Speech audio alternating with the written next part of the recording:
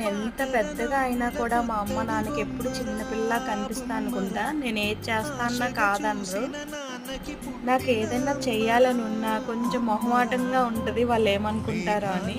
కానీ మా అమ్మ, డ్యాడీ ఇద్దరు పర్లేదు నేనున్నాను కదా! రా అని తీసుకెళ్తారు. ఏ చిన్న ఎంజాయ్‌మెంట్ మిస్ అవ్వనివ్వరనమాట. ఇంతకీ ఈ ప్లేస్ ఎక్కడంటే ఇది మా చుట్టాలిల్లండి. వాళ్ళ ఊర్లో జాతరని మమ్మల్ని అందరిని పిలిచారు. ఆ మామిడి చెట్ల మధ్యలో భోజనాలు పెట్టారనమాట వాళ్ళు.